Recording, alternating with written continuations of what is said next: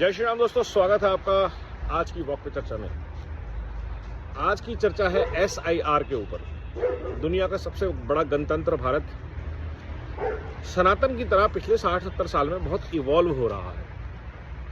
जब दुनिया में कहीं भी इस लेवल पर इलेक्शन नहीं होते हैं, स्टेट लेवल पे, नेशनल लेवल पे, भारत इस प्रोसेस को लगातार इवॉल्व कर रहा है। इलेक्ट्रॉनिक वोटिंग से EVM मशीन्स, सारे के सारे प्रोसेस, और बहुत सारी पार्टीज की सालों पुरानी स्ट्रैटेजीज ध्वस्त हो जाती हैं जब इलेक्टोरल रोल्स इवॉल्व होते हैं, चेंज होते हैं। क्यों?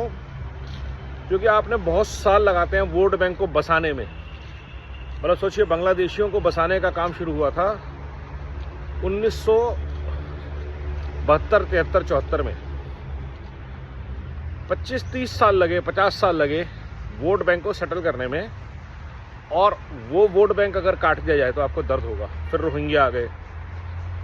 इसी तरह अलग अलग जगहों पर जब लोग माइग्रेट करते हैं या इमिग्रेट करते हैं इलीगली, लीगली, उनकी बस्तियां बना के उनके वोट बैंक बनाए जाते हैं और उनको आधार, वोटर ID कार्ड दे के एनरोल कर दिया जाता है। अब इलेक्शन कमीशन ने कहा है कि वो हर स्टेट में जो लोग एक्टिव हैं, वहाँ पे रहते हैं, वहाँ पे पिछले कुछ इलेक्शन में उन्होंने वोट किया है, उनका तो वो रहेगा वोट इंग्लिश में नाम। जो लोग वहाँ रहते ही नहीं हैं, मर खप गए, उनके नाम पे नकली वोट पड़ रहे हैं, छोड़ छाड़ के चले गए, उनका नाम वोटिंग लिस्ट में है, वो कहीं और रह रहे हैं, शायद कहीं और भी वोटिंग कर रहे हैं। और ये क्लीनिंग जो है ये बहुत इंपॉर्टेंट है डेमोक्रेसी के लिए। मैं तो कहूँगा एक स्टेप आगे जाना चाहिए कि भारत के हर नागरिक को 2 वोट का अधिकार कम से कम हो, एक विधानसभा का और एक लोकसभा का। वो जिस विधानसभा, जिस लोकसभा में रहता है, काम करता है, वहाँ वो वोट कर सकता है। ये वोटिंग राइट ऑनलाइन भी होना चाहिए। ये मैंने पहले भी कहा है कि भारत में डेमोक्रेसी को इंक्लूसिव बनाना है, एक्सक्लूसिव नहीं। लोग नहीं जा सकते 10-10 हज़ार रुपये खर्च करके एक शहर से दूसरे शहर छुट्टियाँ लेके वोट डालने के लिए। लेकिन अगर एक बंगाल में रहने वाले व्यक्ति को बॉम्बे में वोट करने का अधिकार हो तो बॉम्बे और बंगाल दोनों के लोग सतर्क रहेंगे कि हमारे काम पे वोट कौन करने वाला है। वो बंगाली जो बॉम्बे रहता है या वो बंगाली जो दुनिया में आता जाता है, या वो यूपी वाला जो यूपी में रहता है, दिल्ली में काम करता है, उसका वोट दिल्ली में है, उसकी वाइफ का वोट यूपी में है, वो कहीं से भी बैठ के वोट कर सकते हैं। तो ये जो फ्लेक्सिबिलिटी है वोटर्स के लिए, वैसा कुछ होना चाहिए। बट फिलहाल अगर SIR की बात करें तो SIR एक बहुत इंपॉर्टेंट स्टेप है। रिवीजन होना ही चाहिए, अपडेशन होना ही चाहिए, और बहुत सारे नकली वोटर्स, बहुत सारे फेक वोटर्स, बहुत सारे इलीगल वोटर्स इसमें से उड़ा दिए जाएंगे। उड़े हैं, हर जगह उड़े हैं, और इस बार और ज़्यादा मजबूती से उड़ेंगे क्योंकि इलेक्शन कमीशन ने इस प्रोसेस को और सैनिटाइज करने का प्रयास किया है और उसके लिए कटिबद्ध लग रहा है।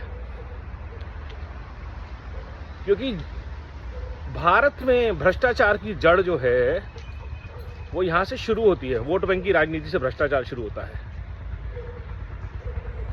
उसके लिए आपको पैसा लगाना पड़ता है, वो पैसा आपको कमाना पड़ता है। एक साधारण सा इलेक्शन जो लोगों को अपने रिप्रेजेंटेटिव चुनना है, आज के डिजिटल ऑनलाइन के ज़माने में भी करोड़ों रुपए का लड़ा जा रहा है, क्योंकि पैसा खर्च होता है वोट को मैनेज करने के लिए। लेकिन जब ये SIR जैसे स्टेप्स लिए जाते हैं तो लोग जो लोकल एरिया में जानते हैं, हकीकत मुद्दों के ऊपर वोट करना चाहते हैं, वो चॉइसेस हैं लोगों के पास। धर्म जाति से ऊपर उठ के, छोटे भैया राजनीति से ऊपर उठ के प्रगति के लिए, काम के लिए अच्छे रिप्रेजेंटेटिव, पढ़े लिखे लोगों को चुनने का भी मौका मिलता है आपको। ज़रूरी नहीं है आप तेजस्वी यादव जैसे लोगों को ही चुने, या ऐसे लोगों को चुने जो आपके अंदर फूट डालते हैं।